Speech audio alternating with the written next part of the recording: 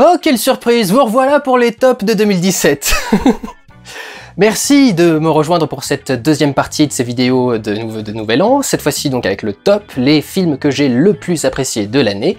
Je vous ai prévenu un petit peu dans la vidéo d'avant, il y a un ex-aequo cette année pour la première fois, ce sera à la place numéro 6, et vous allez voir que le thème globalement tourne autour de la diversité et de l'acceptation. Il y a beaucoup de minorités représentées, pour autant...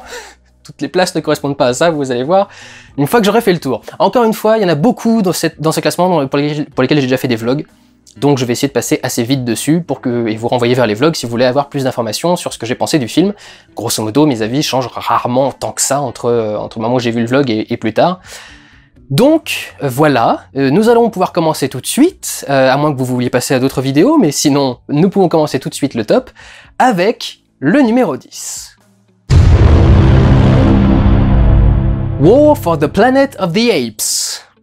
Je le mets assez bas dans ce classement des tops, parce que je suis pas aussi dithyrambique que j'ai pu l'être pour Dawn of the Planet of the Apes, par exemple, qui était le deuxième opus de cette nouvelle trilogie, qui n'est pas une suite, mais un reboot. Il y a des gens qui arrêtent pas de me mettre dans les commentaires, mais si, c'est une suite, ils parlent de tel truc à machin, mais regardez bien, les dates ne correspondent pas du tout, bordel de merde. Les mecs, les scientifiques dans le premier film, ils sont partis en 60 et quelques, en 70 et quelques dans l'espace. Enfin, c'est la maladie qui a décimé toute la population, elle arrive dans les années 80 en principe, et là, tout démarre dans les années 2000, donc vous voyez bien que c'est pas ça. Et les gens disent, mais il y a plein d'échos au film. Je dis, oui, il y a des échos parce que c'est un reboot, parce que justement, on est en train de refaire le truc, donc forcément, tu les remets ensuite dans le film, tu remets des noms comme Nova pour la petite gamine, des trucs dans ce genre là, mais ça veut pas dire que c'est le même film, ou que c'est la même continuité, ou que c'est quoi que ce soit, enfin vous voyez bien qu'il y a des dates précises qui vont pas, quoi, c'est marrant à quel point les faits n'ont plus aucune importance. Du moment qu'on ressent quelque chose, on se dit que c'est vrai, mais si les dates précises évoquées dans le film ne sont pas respectées. Dans le premier film, il montrait même la navette Icarus, et en montrant clairement qu'elle partait pas à la même époque, et que c'était pas le même truc, et que, enfin, bref, voilà. Puisqu'en plus, en principe, c'est le virus n'est pas censé venir des singes dans l'original, il vient des animaux, des chiens et des chats. Et c'est parce qu'il n'y avait plus de chiens et de chats qu'on a pris les singes, et ensuite les singes sont devenus intelligents. Si vous n'avez pas vu la saga, regardez mon Pourquoi j'ai un tort, il est très intéressant et très bien. Ce film-là est un tout petit peu plus orienté sur l'action, parce qu'il y a des militaires qui sont en jeu dans le truc, mais reste quand même dans l'idée de voir un échantillon de vie de ces singes, et de les voir progresser, de les voir vivre. Et c'est pas le film qui en raconte le plus sur ce genre de choses, reste que c'est un des films les plus intelligents de l'année, c'est un des films où les relations des personnages, la façon de révéler plus au fur et à mesure le scénario, la façon de traiter les rapports entre certains membres de l'équipe est très belle et incroyablement bien écrite et marche super bien. Il y a aussi des scènes qui sont un peu plus symboliques, comme la scène où la petite gamine arrive à s'infiltrer dans le camp parce qu'elle représente l'innocence et la pureté, donc on la voit pas et elle passe à travers tous les trucs, qui change un petit peu le rapport au film, mais globalement, enfin, c'est quand même un film ultra appréciable à regarder, avec les rapports entre les personnages sont très drôles. Il y a même ce comic relief du singe rigolo, Bad Ape, qui pourrait être, enfin, vraiment malvenu, quoi. Un comic relief dans une histoire aussi sérieuse, il y a des échos à l'histoire juive et des trucs dans ce genre-là, enfin, c'est la Shoah, je veux dire, et du coup, enfin, et aux grandes religions, mais du coup, c'est un peu particulier, et non, ça marche super bien, ce personnage est drôle exactement comme il faut, et pas trop drôle, et pas non plus pas assez drôle, donc, enfin, il y a un équilibre subtil que j'ai par ce film. Je suis pas en admiration devant, mais c'est clairement un des films que j'ai le plus apprécié de l'année, et un des films les plus intelligents. Donc voilà pour ce numéro 10. Numéro 9. John Wick 2. Moi qui suis pourtant pas fan de films d'action purs, encore moins quand ça met en place des mafieux, quand ça met en scène des mafieux, je dois dire que l'histoire de John Wick me prend complètement. L'iconisation du personnage est incroyablement bien travaillée. Le fait qu'on démarre le premier film avec un mec qui semble un peu lambda, John Wick, avec un nom qui passe un peu inaperçu, et qu'on se rende compte qu'à chaque fois qu'on évoque ce nom auprès des mafieux, donc les mafieux c'est quand même les mecs qui sont en principe les rois, quoi, les mecs qui s'en foutent de la police, s'en foutent de la politique, machin chose, et tu leur dis John Wick, ils sont « Ah, John Wick, the Boogeyman ». Et enfin, cette façon de travailler le personnage est incroyablement bien faite, et ça colle parfaitement au personnage de Keanu Reeves. Il est vrai énormément d'écho à l'esthétique et au personnage de Matrix. Il y a Laurence Fishburne dans John Wick 2 par exemple, donc c'est Morpheus dans Matrix. Et le personnage de Neo, de Neo et de John Wick ont quelques points communs, une espèce de noblesse face à l'adversité, une maîtrise totale et absolue de leur corps et de leur capacité. Et le réalisateur du film était à la base un des cascadeurs qui a bossé sur Matrix et sur des films des Wachowski. Et tu sens du coup il y a un travail esthétique du film qui s'ajoute à ce travail très bien fait de l'écriture et de la présentation du personnage et de l'histoire, qui fait que ces films sont incroyablement classe, que l'action est dantesque, que tu as toujours envie de rester dedans, et ils essayent toujours de trouver quelque chose d'à la fois cool au niveau de l'action, mais aussi très beau visuellement. Il y a une recherche de décor dans ces films qui est absolument dingue, une recherche de musique qui est dingue, les plans sont incroyablement bien tournés, bien coupés, les mélanges de couleurs, les machins, enfin c'est... Niveau film d'action, c'est juste magnifique, et au niveau de l'histoire, il arrive à te donner envie de voir ce personnage arriver jusqu'au bout. Dans le premier, c'était parce qu'on avait tué son chien, son chiot, tu te dis, et on avait volé sa voiture, mais la voiture à la limite je m'en fous. Et là du coup dans la suite, c'est vraiment le côté, foutez-lui la paix quoi. Ce mec a résolu son problème, il est enfin tranquille, il a enfin résolu le nouveau problème qui était venu après sa retraite.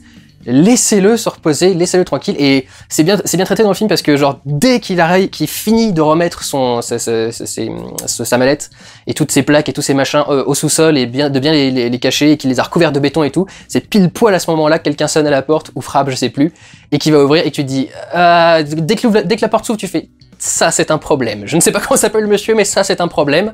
Et je sens que ça va être compliqué et c'est vraiment ça quoi, l'acharnement sur ce pauvre mec qui demande juste à être tranquille quoi. C'est des films d'action extrêmement bien faits. T'arrives à trouver une très bonne justification pour l'action, de très bons personnages pour suivre le truc, et t'arrives à développer en plus un univers qui est ultra cool. Tout cet univers des tueurs en série là, il est vraiment génial. J'en ai déjà beaucoup trop parlé, pardon. J'avais dit que je ferais vite. Voilà, John Wick 2, c'est un des films que j'ai beaucoup aimé cette année. Numéro 8. Le Brio. Alors là pour le coup je vais essayer de réaccélérer un petit peu. Le Brio, film français réalisé par Yvan Attal sur la possibilité de s'améliorer, sur le fait de rechercher à s'améliorer, sur le fait de pas être enfermé dans ces conditions sociales, dans ces clichés, dans tout ce qu'on veut. J'avais dit qu'il y avait un thème de la diversité, il va arriver à partir de maintenant, à partir du Brio. C'est vrai que cette relation entre ces deux personnages est vachement intéressante, l'échange qui se produit entre les deux est vachement intéressant. Il faut le voir de façon attentive, cela dit, et ne pas essayer de ne pas chercher à se braquer. Parce que j'ai vu beaucoup de commentaires dans les vlogs disant « Ah, quand même, c'est le truc du sauveur blanc, etc. » Regardez bien le film, il ne lui apporte au final pas grand-chose qui lui serve dans le récit, c'est elle qui apporte quelque chose qui lui sert dans le récit et dans la conclusion. Et elle n'a pas besoin de ce que fait le film. C'est pour ça que je comprends pas dans ce côté du sauveur blanc, elle n'a pas besoin de ce que lui offre ce personnage. Elle est déjà très douée, elle a déjà réussi à arriver en fac de droit, elle peut très bien réussir sans aucun problème, cette nana. Et le prof n'est là que pour lui apporter un plus, qui est le fait d'avoir de gagner ce concours d'éloquence, de gagner une éloquence très particulière, qui lui permettra de faire certaines choses. Mais il la sauve pas de quoi que ce soit. Donc c'est pas une question de sauver, c'est pas une question de partir de rien, c'est justement une question d'aller au-delà de ce qui est juste la base. Et c'est lui qui propose ça. Forcé en plus de le faire à cause de certaines raisons qui sont dans le film. Je trouve que le film était très bien pensé, très bien fait, et que ça offre une très bonne réflexion sur ce genre de choses. Et c'est un film qui loue la capacité à s'améliorer, à améliorer ses connaissances, et je trouve ça vraiment très agréable à regarder et assez rare finalement. Passons au suivant, numéro 7. The Girl with All the Gifts. Ou en français, The Last Girl, celle qui a tous les dons. Pour une fois, je dirais peut-être d'accord. Il y avait peut-être besoin de traduire le truc parce que The Girl with All the Gifts, c'est très compliqué à sortir pour un français. Premier film seul et unique film en fait de ce top qui vient du rattrapage. C'est une histoire de zombies. Il y a eu une histoire donc encore une fois de contamination. La plupart de la race humaine a été décimée, sauf que dans certains centres, on a découvert des enfants qui sont nés après l'infection et qui sont à la fois infectés par le virus et capables de parler à peu près normalement, et de réflexion et de se comporter comme des humains. Ils vont donc essayer de développer un remède à partir de ces enfants, sauf que, manque de bol, à peu près au début du film, ils se font déborder par le nombre d'infectés qui envahit la base, et donc ils sont éjectés de la base et doivent essayer de s'en sortir hors de la base militaire qui les protégeait. Donc on a tout un groupe, la prof qui aidait la petite gamine, les quelques militaires, et la scientifique qui essaie de développer le vaccin, qui sont en fuite pour essayer de s'en sortir. Et c'est un excellent film de zombies. Et il y a un traitement du zombie qui est très intéressant, puisqu'il y a donc cette nouvelle façon de contaminer qui est pas habituelle dans les trucs de zombies, qui donne des designs de zombies en eux-mêmes assez nouveaux et assez intéressants. Et il y a un traitement du zombie qui est assez neuf, à part dans mon court-métrage, où j'avais fait la même chose, le coup des zombies statues. Les zombies qui restent immobiles et qui bougent pas et qui sont entre guillemets endormis, et qui ne réagissent qu'à quelque chose et qui vont pas volontairement chercher à arpenter les rues pour trouver à bouffer. Et ça crée du coup des scènes de tension très intéressantes quand les personnages sont en train d'essayer de passer au milieu de statues et des machins. Très très bien foutu. Toute la relation autour de la fille, et justement la fille centrale du titre, est vachement intéressante. Les relations de tous les personnages avec elle sont extrêmement bien développées et très subtiles, quoi. Il y a une question de rejet, en même temps on commence à s'approcher un petit peu de la gamine en se rendant compte de certaines de ses réactions. Donc vraiment c'est assez magnifique. La prof elle y croit à fond, hein, parce que moi je l'aurais pas fait. Ce qu'elle fait avec les gamins je l'aurais pas fait. C'est du film de zombies qui pose des questions. Il me rappelle un autre film, mais si je vous dis quoi exactement, je vais vous révéler la fin. Mais il me rappelle un autre film qui est à peu près sur le même thème, sorti assez récemment, après les années 2000. Et je l'ai trouvé extrêmement réussi. J'ai trouvé que les personnages étaient très attachants. J'ai apprécié d'être surpris par les développements du scénario et par des idées assez intéressantes. Parfois pas assez exploitées. Genre, le truc c'est que comme elle est contaminée, elle est pas attaquée. Et ils mettent genre les 3/4 du film à se dire tiens, du coup elle pourrait sortir, aller chercher des vivres et des machins pour nous, ça aurait pu être intéressant. Je fais bah, vous y avez jamais pensé avant, putain. Elle craint rien, envoyez-la, bordel. Donc du coup, voilà, ça met un petit peu de temps à arriver. Mais grosso modo, tu te fais surprendre par à peu près chaque événement du film. Chaque élément et chaque nouvelle avancée te permet de découvrir quelque chose d'intéressant. La tension est très bien travaillée et les réflexions qui sont posées sur la question de l'humanité, de ce qui se passe dans les cas d'adversité, sur la différence, sur qu'est-ce qui fait une différence, etc. Comment est-ce qu'ils gèrent leur rapport avec cette gamine. Chacun, ils ont tous un rapport très différent avec cet enfant qui malgré tout est contaminé. Et tout ce qui est développé autour de la méthode de contamination, je trouve est très intéressant aussi. C'est une des premières fois que je vois ça dans un film de zombies et c'est pas très courant. Ça a déjà dû être fait, hein, très certainement, mais c'est pas très courant. Et du coup, ouais, ce film est vachement sympa. Du coup, alors j'en ai déjà sans doute trop dit, mais je vous encourage vraiment beaucoup à aller voir ce film parce que c'est original, bien réalisé, très bien réalisé. C'est vraiment impressionnant, je trouve, pour ça d'un décor. Et très intelligent dans son écriture, très sensible dans sa narration et dans son traitement des personnages. Donc je vous encourage très fortement à regarder The Girl with All the Gifts. Le titre d'ailleurs est bien trouvé, ça correspond effectivement très bien au truc. La fin est intéressante en plus, c'est pas exactement ce que je voyais venir et du coup je suis surpris par beaucoup d'éléments du film. Donc du coup ouais, je vous encourage très fortement à regarder ce film parce qu'il m'a beaucoup marqué. Je suis en train de penser en même temps, j'ai vu un autre film de zombies très récemment qui s'appelle Day of the Day Bloodline, qui est un remake du Day of the Dead de... J'ai peut-être dit Day of the Dead, Day of the Dead Bloodline, qui est un remake du Day of the Day de George Romero, qui est dans son troisième film de zombies, qui est pas bien. Là, enfin, si, il y a quelques idées qui pourraient être sympas, mais globalement c'est très mal fait, et tu sens qu'il n'y a aucun budget, enfin il y a des scènes où des personnages se prennent du sang sur le visage, et tu vois tellement qu'il y a un gif rajouté sur le visage au-dessus, enfin c'est... Ah c'est dégueulasse. The Girl with the Gift, pour le coup, c'est un excellent film de zombies que je vous encourage à voir très vite. Suivant, numéro 6. Et là, nous avons l'ex-aequo entre Tom of Finland et 120 battements par minute. Deux films, donc, sur le thème de l'homosexualité en général, de la maladie et du sida par certains moments, et pour l'un d'eux, le thème principal, pour 120 battements par minute, c'est le thème principal, mais pour Tom of Finland, ça n'est qu'un des sujets à un moment. En fait, les deux sont presque inversés. Il y en a un qui se concentre sur les gays et met un petit peu de sida, et l'autre qui se concentre sur le sida et met un petit peu de gay. Et les deux sont excellents, et en vérité, je suis content d'avoir dû les mettre en ex-aequo, parce que c'est eux qui m'ont posé problème, je savais pas lequel mettre entre les deux. Je vous avoue que 120 battements par minute m'a mis une telle claque avec sa fin et tout, que c'est vrai qu'il m'a beaucoup marqué, et je me suis dit, Tom of Finland, du coup, est-ce que vraiment? Du coup, je l'ai revu, et je me suis dit, oui, effectivement, Tom of Finland. Du coup, est-ce que 120 battements par minute?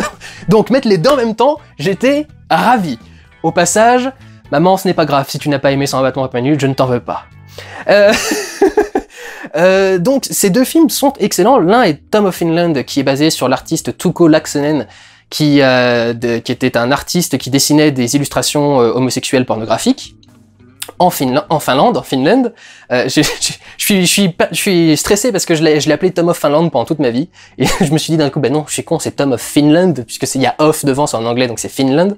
Et maintenant, du coup, je dis Finland au lieu de Finlande.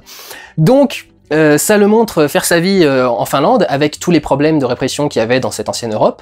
Ça le montre ensuite partir aux États-Unis, où ses dessins ont déclenché une véritable culture, sous-culture dans la classe, dans la communauté homosexuelle, la classe homosexuelle, et qui est celle du cuir moustache. J'en avais déjà parlé, mais tout le fétichisme des uniformes et de la moustache vient un peu de ce mec, ce qui se comprend beaucoup parce que justement il vient d'un pays d'ancienne Europe qui a déjà connu la guerre, il a été soldat, il y a beaucoup de flics qui viennent les chercher dans les parcs la nuit quand ils sont en train d'essayer de faire des rencontres dans les parcs publics, et du coup tu comprends ce développement du fétichisme de l'uniforme. C'est un uniforme qui au final est là principalement pour te harceler, te maintenir, enfin te dire que t'as pas le droit d'exister en tant qu'homosexuel, et la détourner pour en faire un objet de fétichisme et de désir est une bonne façon du coup de lutter contre ça, et c'est intéressant de voir en quoi cet artiste a permis de faire ça avec simplement des dessins pornographiques. Ça avait une autre valeur aussi à l'époque, hein. Ça se partageait pas aussi facilement qu'aujourd'hui, donc c'est vrai que il y a quand même quelque chose de particulier dans ses dessins et dans son œuvre. Et son histoire est totalement... Enfin, il peut totalement être adapté en film parce qu'il a vraiment une histoire qui est cinématographique, quoi. C'est, en gros, à chaque fois qu'il arrivait quelque chose de positif dans la vie de ce mec, il arrivait quelque chose de négatif en même temps. Vous regardez le film, c'est vraiment et il y a une scène qui le montre qui passe très très bien. Je m'en étais pas trop rendu compte la première fois aussi en salle, mais je m'en suis rendu compte en le revoyant. Il y a un moment où il va simplement pisser dans les bois. Il tombe sur un petit lapin. Et tu te fais, oh, c'est une chance quand même, enfin, un lapin, une créature sauvage comme ça, qui est pas effrayée par toi, qui est à côté de toi, t'as réussi à avoir un lapin. Et juste à ce moment-là, il voit aussi un parachutiste russe qui va devoir buter, et qui est donc le premier homme qu'il a buté pendant la guerre. Et qu'il a buté en face à face avec un coup de couteau et tout le bordel. Dans le dos à vrai dire, mais avec un coup de couteau, et tu te dis, c'est quasi le seul mec qu'il a vraiment vu mourir devant ses yeux, qui l'a tué de façon responsable de A à Z, et ça le marque à fond, et ça, c'est quelque chose d'horrible en même temps que quelque chose de très positif. Une chance, etc. Et ça arrive à chaque moment de sa vie. Donc ça fait une vie forcément fascinante à regarder au cinéma. Et 120 battements par minute, donc, est l'histoire de plusieurs membres d'Act Up, alors qu'ils sont en train de militer pour la reconnaissance et le soutien de la recherche, la reconnaissance de l'épidémie de sida et le soutien à la recherche, et que soit fait un travail de prévention également, et de protection, avec la capote et tout ce qui s'ensuit. Et là, pour le coup, c'est un côté plus humain, quoi. On est censé regarder ces personnages, s'attacher à eux et les voir vivre. Et je trouve que ça marche très bien, parce que je trouve qu'on s'attache énormément à ce héros principal. C'est, je sais jamais comment il s'appelle, Nathan quelque chose, l'acteur. Et c'est Sean dans le film, et qui est très vivant, très motivé, qui a beaucoup de colère à faire ressortir, et qui petit à petit va plus pouvoir à la sortir parce que la maladie va le gagner petit à petit, et que le film va avancer de plus en plus vers quelque chose d'assez sombre. Il y a je trouve du coup les histoires de ces personnages très intéressantes à suivre. Il est vrai que la fin du film a perturbé certains d'entre vous. Alors je vais l'aborder ici rapidement, peut-être avertir les gens qu'il y aura un côté spoiler et un côté un peu sexuel. La fin du film montre le personnage qui sortait avec Sean, montre beaucoup de choses particulières. Il y a la veillée du coup où tous les membres d'Act Up arrivent, et quelqu'un m'a envoyé un message en disant ouais mais on a un peu l'impression que Act Up s'accapare la mort du mec, et c'est pas très bien. Alors ça dépend de votre appréciation du militantisme. Je crois surtout qu'il y a peu de gens, à part les militants, qui aurait envie d'approcher ce mec à l'époque où le sida commençait à se développer, où on savait pas trop comment ça fonctionnait, etc. C'est vrai que c'est quelque chose d'assez particulier. Donc c'est pas impossible qu'il y ait que ces gens-là et pas sa vraie famille derrière lui qui a pu en plus le rejeter. Il y a des gens qui n'ont pas compris, mais il est bien euthanasié à la fin. Il y a des gens qui ont dit je comprends pas ce qu'il lui met dans sa seringue à la fin, c'est une euthanasie en fait. Sean demande à être euthanasié parce qu'il veut pas mourir de la maladie. Donc il demande à son mec de bien vouloir le piquer et l'euthanasier. Ça a du coup créé d'autres incompréhensions parce que donc tout à la fin donc le veuf de Sean se tape le mec d'Act Up. Et je sais pas si vous vous êtes bien rendu compte d'à quel point la maladie rend difficile les rapports charnels et humains. Il y a cette scène où son copain est en train de branler Sean sur son lit d'hôpital, et c'est genre l'une des seules activités sexuelles qu'il a eues depuis très longtemps, parce que tout le reste est beaucoup trop dangereux pour lui. Et donc il y a une très grande frustration sexuelle qui, en plus, est probablement exacerbée à la mort de quelqu'un. Je pense que pour beaucoup d'entre vous, vous ne devez pas déjà avoir perdu quelqu'un. Quand on a un deuil, on a parfois des réactions qui sont très particulières, et une des réactions au deuil, qui est très surprenante, mais ça peut être une certaine excitation sexuelle et un certain désir sexuel qui se réveille. Justement, quelque part, sans doute, le cerveau qui voit la vie finir se dit « faut que je me rappelle de célébrer la vie et donc faut que je couche avec quelqu'un ». C'est quelque chose d'assez particulier. Ça a poussé certaines personnes à être un peu en retrait avec la fin et à se dire oh, c'est bizarre, c'est malsain ce qui se passe, etc. C'est un événement très difficile et très compliqué à rapporter, et je trouve que justement avoir apporté ce genre d'écart de conduite montre bien à quel point c'est compliqué, montre bien à quel point cette histoire était compliquée à vivre et les ravages que ça fait dans la vie des gens, et à quel point ça les a meurtris, quoi, et à quel point ça les a affectés et atteints. Donc voilà, pour ceux qui avaient eu du mal à comprendre la fin, et je vais vous dire définitivement le truc de la fin, parce que je l'avais dit dans le vlog, je l'ai pas fini définitivement. Si, je crois que je l'avais dit dans le vlog, je vais le redire ici au cas où. Il y a de la poussière dans toutes les scènes où ils vont en boîte de nuit, pendant tout le film, sauf la toute dernière. Et en fait, c'était très beau, parce que cette poussière est là tant que Sean existe, tant que Sean est vivant, comme l'annonce de sa mort. C'est l'épée de Damoclès, parce qu'il va finir incinéré et en poussière, et toutes les scènes où il est présent en boîte de nuit avant de mourir sont remplies de poussière partout dans l'ambiance, et la scène de fin, la toute dernière scène juste après sa mort, il n'y a plus aucune poussière. Donc c'était vraiment une question de mise en scène pour symboliser la mort imminente de ce personnage, qui est évidente parce qu'il a le sida, et à cette époque-là on n'a pas encore des remèdes particulièrement assez bons, et c'est très compliqué c'était très compliqué de survivre à cette maladie. Donc moi je trouve que le film est extrêmement fort et marche extrêmement bien. C'est également le cas pour Tom of Finland, qui raconte des histoires personnelles, et c'est une biographie hein, tout bêtement, mais on s'attache donc forcément à ce mec, et c'est vrai que on s'attache très très bien à ce mec, je trouve qu'on voit beaucoup de choses de sa vie privée, etc. Donc ces deux films, tous les deux, sur leurs deux thèmes assez proches, je les considère comme parmi les meilleurs que j'ai vus cette année, et je leur mets donc bien volontiers cette 6e place en ex-aequo, et je vous encourage à les voir, bien évidemment. Passons à la suite, numéro 5. 20th Century Woman. J'en avais déjà parlé au moment des Oscars, parce que c'est un film qui est sorti à peu près au début de l'année, et qui d'ailleurs n'est toujours pas sorti en Blu-ray, je crois, ou si, il est sorti genre fin décembre en Blu-ray, et genre très petit stock, donc il est presque déjà plus disponible, enfin bref, compliqué à trouver. Je trouve que c'est un film magnifique. C'est un film qui me parle énormément, parce que c'est un film où les gens se parlent, c'est un film où les gens échangent des idées, échangent des points de vue et des façons de concevoir le monde. Et c'est vachement... Déjà, ça fait beaucoup de bien de voir des gens fonctionner comme ça. On a l'histoire de comment ces femmes ont aidé le personnage principal, cet adolescent de 13-14 ans, ce garçon qui s'appelle Jamie, à se construire dans une période particulière où beaucoup de courants de pensée ont commencé à se développer, et en particulier les courants féministes, qui est beaucoup abordé dans le film, avec beaucoup de citations d'œuvres, beaucoup d'extraits de textes, beaucoup de théories et de discours de femmes en général, et de comment être une femme, et comment est-ce que ces femmes peuvent aider ce garçon à se construire en tant que meilleur homme. Quelles images est-ce qu'elles pensent qu'un homme doit renvoyer, ou quelles images est-ce qu'elles pensent que les femmes devraient renvoyer à l'homme, etc. Chacune a une opinion différente, et chacune est abordée de façon très bienveillante et très appréciable. C'est un peu comme le brio, ça fait du bien de voir des gens qui se parlent, qui s'écoutent, qui partagent des points de vue, sans se maudire les uns les autres et sans se rejeter. Il y a vraiment beaucoup d'idéologies différentes abordées, un énorme respect de la culture et des époques, et de l'impact des époques sur les gens également, et de l'impact des cultures et des époques sur les gens. Beaucoup de ces éléments vont être mis en rapport à certains personnages, et on va beaucoup montrer d'extraits de films, d'extraits d'interventions à la télé du président, de choses dans ce genre-là, à chaque fois avec des citations, des références, pour qu'on puisse ensuite se rediriger nous-mêmes vers les livres, ou vers les films, ou vers les extraits, etc., pour les voir en entier, pour se cultiver. C'est un peu comme un film qui nous propose de la culture comme ça à regarder, et propose de nous intéresser à une période, et c'est vrai que tous les personnages de ce film sont extrêmement intéressants, y compris les hommes. Mais le personnage de Jamie est adorable. Le personnage, comment il s'appelle ce mec ? William dans le film, qui est joué par Billy Crudup, qui est un acteur que je déteste en temps normal, mais qui là joue un espèce de hippie un peu étrange. Et ils sont tous très fun, ils sont tous très sympas, il y a des scènes qui sont géniales, il y a des répliques qui sont balancé avec une perfection magistrale.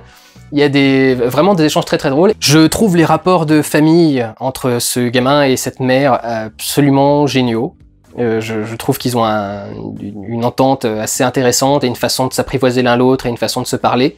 Des rapports et des dialogues qui sont intéressants. C'est vraiment un très beau film sur l'humain, sur la culture, sur le temps, sur la famille, sur les amitiés, sur tout. Et c'est un film qui met, je trouve, d'assez bonne humeur, un peu feel-good movie, avec plein d'éléments assez fun racontés pendant tout le film, et des personnages extrêmement intéressants. Je pense qu'il y a aussi une esthétique très intéressante, une recherche des couleurs en particulier, parce qu'à cette époque-là, on avait beaucoup plus de couleurs, et il y a des endroits où il va décaler l'image par rapport à la couleur, c'est-à-dire qu'il va pas afficher plusieurs fois la même image, il va afficher séparément le bleu et le rouge et le vert, et ça va faire un espèce d'effet un peu psychédélique sur certains ralentis, sur certains trucs, des effets d'accélérer à certains moments, donc un travail esthétique intéressant, de cadre également, qui est en format Horatio, je sais pas si c'est du 2.0, ou du 1.75, c'est un des deux, je vais vérifier. C'est du 2.0.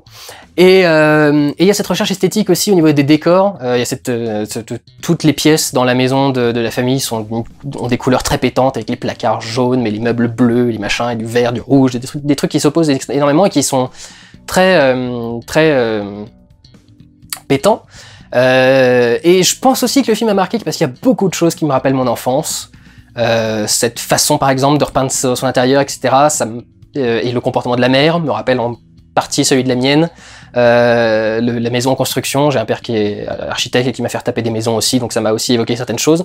Et les gens qui croisent, ça m'a aussi rappelé beaucoup de personnes que j'avais croisées et fréquentées dans mon enfance. Je pense qu'il y a aussi ça, qui peut-être m'a aidé à apprécier le film. En tout cas, je pense qu'il est appréciable pour tout le monde, parce que c'est un film sur le monde, presque, et comment se construire dans ce monde, à une époque précise, en particulier ici, dans les années 70-80, là où, je vous l'ai dit, beaucoup de courants de pensée se sont développés. Donc je trouve ce film aussi intéressant en tant que cinéma qu'en tant qu'indication d'éléments de culture à aller chercher, et de choses dans ce genre-là. Enfin, je trouve que c'est vraiment un film assez génial, et je vous encourage profondément à aller le voir si vous arrivez à le trouver, parce qu'il n'est pas facile à trouver. Suivant. Wonder Woman. Je vais pas forcément beaucoup développer, mais je trouve que ce film est un des meilleurs films de super-héros que j'ai vu depuis très longtemps. Je suis jamais très fan des films de super-héros. Toute la mode des films de super-héros qui ont commencé à partir des années 2000 et avec Spider-Man, j'ai toujours eu du mal à rentrer dans cette façon de montrer les héros et dans cette façon de faire des trucs. Je trouve que les choses sont très répétitives et que ça n'a pas de choses très intéressantes. Même les nouvelles origin stories, généralement, c'est pas vraiment un truc qui me fascine. Là, pour le coup, il y a vraiment une quête héroïque, quoi. Il y a vraiment un personnage qui cherche à comprendre sa responsabilité dans le monde et à l'assumer. Et c'est juste extrêmement bien fait. Il se trouve qu'en plus, c'est une imagerie et un film intéressant pour la communauté féminine. Ça donne enfin un nouveau héros bien badass.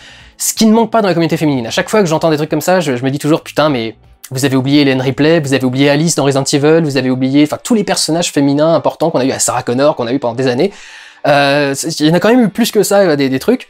Mais c'est vrai que c'est intéressant d'avoir pour une fois une femme qui maîtrise bien les choses et qui est vraiment un symbole de puissance et qui n'a besoin d'absolument personne pour être aidé. Et je trouve que le film en lui-même est vraiment intéressant. Je trouve le côté Themyscira et donc le côté mythologique qui est développé autour des Amazones et des origines de ce personnage très prenant et très intéressant. Enfin, je ne m'attendais pas à ce que ça marche aussi bien sur moi, mais finalement, c'est vraiment l'idée de développer une mythologie, une véritable mythologie. Je trouve ça très intéressant. Et c'est vrai que les scènes d'action sont assez sympas également, et qu'il y a beaucoup de passages extrêmement forts. Enfin, je veux dire, ouais, le passage où elle monte sur les tranchées pour la première fois, à chaque fois que j'en parle, à chaque fois que je le vois, j'ai des frissons dans le dos, quoi. Je trouve cette scène d'une iconographie absolument magnifique. Je trouve que le traitement du personnage est très bien fait. Évidemment, il y a des petits défauts, hein. Le méchant de fin est pas très ouf, et il garde sa moustache et son machin. Bon, ça me dérange pas plus que ça, mais je comprends qu'on puisse avoir des problèmes avec ce truc-là. Reste que je trouve que c'est un film de héros extrêmement bien fait, et c'est un film que j'apprécie de revoir. Aussi bien au niveau du montage des scènes, de la musique, de l'esthétique, des dialogues, des personnages, qui sont très bien développés. Je trouve que un film comme ça, de super-héros, qui se permet d'avoir toute la scène où ils sont dans le bateau, à juste parler comme ça de développement et de relations entre eux, et de rapports hommes-femmes et tout ce genre-là, enfin, je trouve ça vachement intéressant. Là, on a un vrai développement de personnage, on a enfin un personnage qui s'arrête un moment et qui parle de quelque chose. qui parle de qui il est, qui parle de comment est-ce qu'il voit le monde, qui parle de ces choses-là, et c'est quand même très très rare dans la plupart des autres films de super-héros, quoi. Donc je trouve que c'était vachement intéressant, et peu importe à vrai dire presque que ce soit une femme au milieu, je trouve que c'est un excellent film. C'est un très bon film de super-héros, et j'ai un grand plaisir à le revoir et à le regarder à nouveau. Ce que je ne peux pas dire de tous les films du DC Universe, hélas.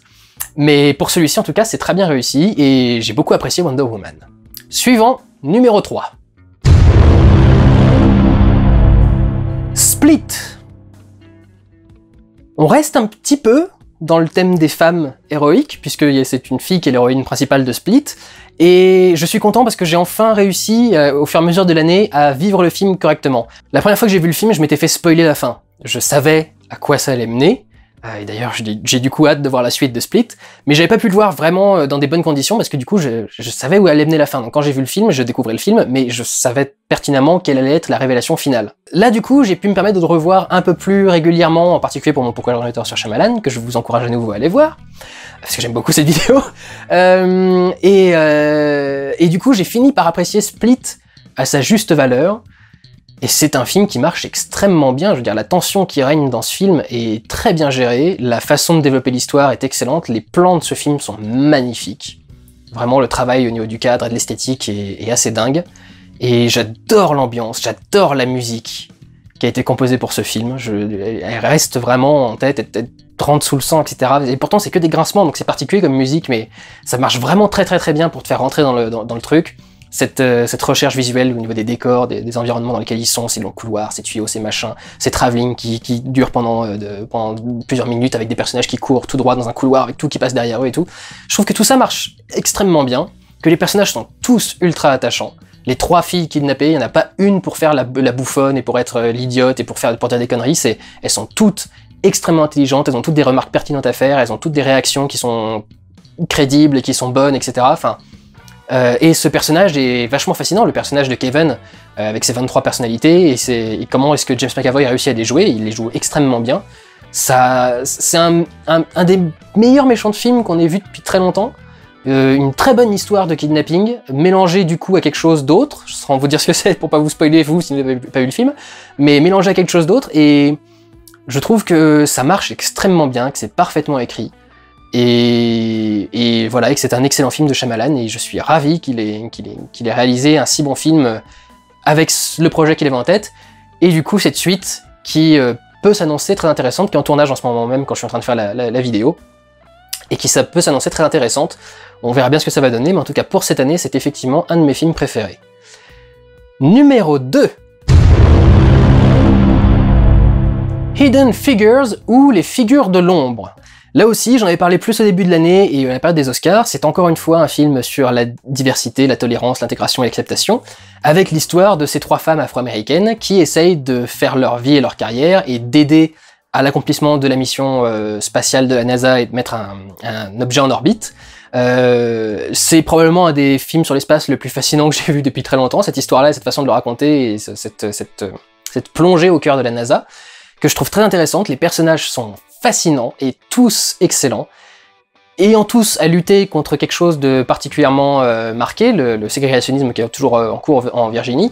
Elles ont toutes au moins une grande scène et un grand dialogue. Il y a Catherine et la scène où elle pète un câble à cause de la cafetière dans le centre de calcul. Il y a Dorothy et sa supérieure et leurs échanges qui sont magnifiques à chaque fois, et le rôle que joue Kirsten Dunst en salope raciste et tout, enfin avec son vieil accent sudiste, je la trouve parfaite. Et le rôle de Mary, le moment où Mary fait sa défense auprès de l'avocat pour essayer d'avoir le droit de faire ses études dans une école qui en principe n'est réservée qu'aux blancs.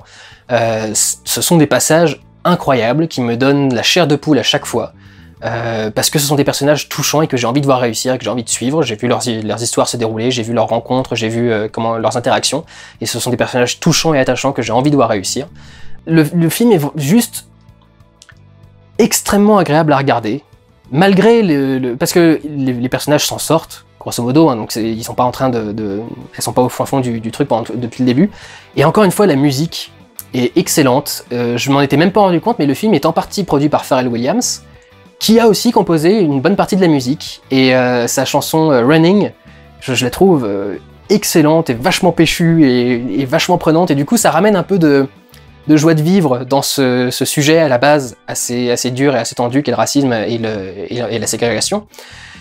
Donc voilà, une histoire fascinante, dans un milieu fascinant, avec des personnages extrêmement attachants, extrêmement bien mis en scène, très bien réalisé, ce travail aussi des lentilles pour avoir cet effet d'image de l'époque et tout, et ce travail général du cadre est magnifique. Je m'en étais pas rendu compte, mais comme les personnages traversent des obstacles, la chef-op et le réalisateur sont mis d'accord pour toujours mettre des éléments dans le cadre. Et en fait, si vous regardez, les personnages sont toujours derrière quelque chose. Genre, il va y avoir le bord d'une lampe juste ici, là, même s'il y a juste ça, juste ce petit coin ici, il y aura le bord d'une lampe flou et le reste derrière. Et dans beaucoup des passages du film, vous avez fait ça, j'avais parlé d'un plan à un moment où il y a 3 fenêtres qui sont sur la salle où ils sont en train de monter l'ordinateur IBM, et donc il y a un personnage à chaque fenêtre, presque au milieu, mais en même temps juste assez décalé pour que ce soit vivant et pas un simple truc symétrique et répétitif. Et ils sont donc chacun derrière des fenêtres, donc derrière un mur, donc derrière un obstacle, parce qu'ils doivent eux aussi essayer de dépasser un obstacle, même s'ils sont blancs, ils doivent essayer d'envoyer un homme dans l'espace, c'est leur propre obstacle. Et les noirs ont leur propre obstacle à dépasser en essayant de faire reconnaître leur qualité et leur valeur. C'est un film qui m'a énormément marqué, que je revois assez régulièrement, je l'ai déjà vu 3-4 fois ou 5-6 fois là dans l'année, donc voilà, je vous encourage profondément à regarder Hidden Figures. Malgré toute cette diversité et toute cette ouverture d'esprit présente dans le film, vous allez voir quel est le film qui est premier. Numéro 1.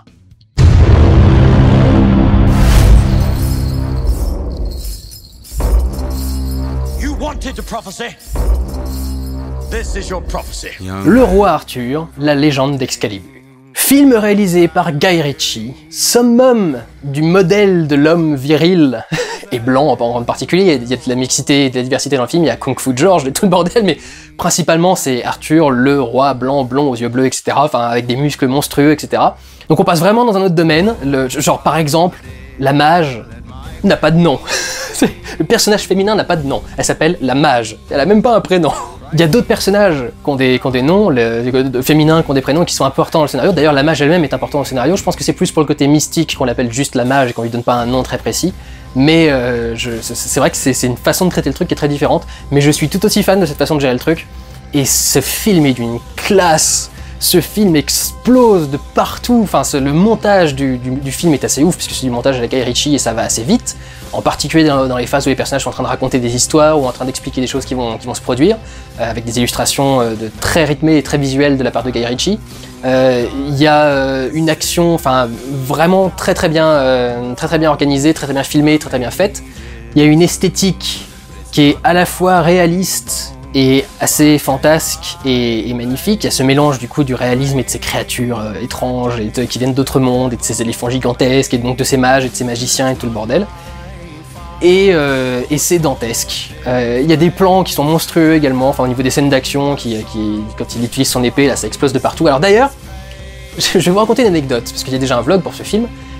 Je suis retourné le voir une deuxième fois au cinéma. C'est le seul film de l'année que je suis retourné le voir une deuxième fois au cinéma, c'est pas pour rien qu'il est au premier du top. Et il m'est arrivé un truc assez rigolo. J'étais avec un pote, et juste à côté de moi, il y avait un petit gamin qui était là avec ses parents. Et il a kiffé le film, mais c'est même pas permis. Mais ses parents étaient pas très fans du fait qu'il kiffe le film. Et ils étaient du coup toujours un petit peu... Alors d'habitude c'est un comportement que j'encourage, ils étaient en train de lui dire mais chut, tais-toi, tu ne parles pas trop fort, etc. Mais le gamin était déjà assez discret, enfin pourtant, donc je trouve que les parents exagéraient un petit peu. Et au bout d'un moment il m'a fait de la peine. Et du coup, à un moment j'ai commencé à l'aider, c'est-à-dire que il regardait donc le tout début du film, avec ce début de générique qui débarque de nulle part, mais d'une scène tragique, enfin très bizarre. Et il regardait le début du film, et on a le moment où Arthur arrive à Londonium, et on voit cet énorme colisée qui est au fond du truc. Et le gamin, quand même surpris, se dit mais c'est Londres et il y a un colisée, pourquoi? Et ses parents, chut. Alors du coup, je me suis légèrement penché, je lui ai fait... Alors en fait, c'est parce qu'à une époque, les Romains ont envahi l'Angleterre, donc du coup, ils avaient ramené leur culture avec eux, les égouts et tout ça, et ils avaient amené un colisée. Et ensuite, on l'a détruit, c'est pour ça qu'il n'y a plus de colisée à Londres.